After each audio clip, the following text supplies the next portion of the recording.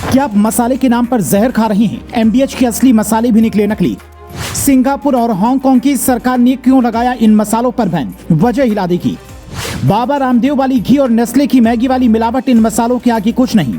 TV पर प्रचार देकर एमडीएच मसाले को असली मानने वाली और अपने किचन में एवरेस्ट मसाले की खुशबू महसूस करने वाली ये रिपोर्ट आखिर तक देखें और समझें कि कैसे ये मसाले आपकी जेब और आपके स्वास्थ्य दोनों को कबाड़ कर रहे हैं। सिंगापुर की सरकार ने तो इन मसालों को बेचने वाले वेंडर्स को साफ कह दिया है कि यहाँ अपनी दुकान मत लगाना, जबकि हांगकांग वाली सरकार ने कहा कि चाइनीज बनाओ, इटालियन बनाओ या स्ट्रीट फूड बनाओ, इन मसालों को हाथ मत लगाना क्योंकि ये मसाले जानलेवा हैं। अब दोनों सरकारों ने ऐसा क्यों कहा है, पहले वो समझ लीजिए, फिर बताते कि आपके घर में जो इन मसालों के पैकेट पड़े हैं उनका क्या करना है। हांगकांग के फूड सेफ्टी विभाग को जांच के दौरान एमडीएच के 3 मसालों में खतरनाक मिलावट मिली। एमडीएच के Madras curry powder, sambar masala mix powder और करी पाउडर मिक्स मसाला में कीटनाशक एथिलीन ऑक्साइड मिला है। ये वो पदार्थ है जिसे कैंसर पर रिसर्च करने वाली एजेंसी ने ग्रुप 1 कार्सिनोज में रखा है। कार्सिनोजन का मतलब वैसे सामान से है जिससे कैंसर का खतरा पैदा होता है। हालांकि कई बार लैब रिपोर्ट बाद में गलत भी साबित हो जाती है, जैसा कि मैगी वाले केस में हुआ। पहले पता चला था कि इसमें शीशा है तो ये स्वास्थ्य के लिए ठीक नहीं है। बाद में धीरे धीरे मैगी मार्केट में बिकने लगी और आज उस पर किसी तरह की कोई रोक नहीं है।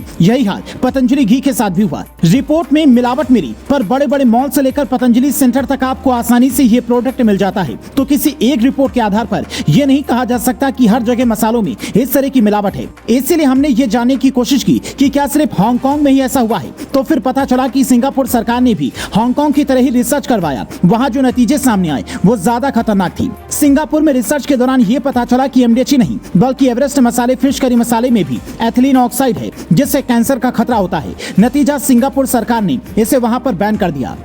ग्लोबल भारत टीवी ने जब इस पर जवाब मांगा तो एमडीएच और एवरेस्ट दोनों कंपनियों ने फिलहाल कोई जवाब नहीं दिया।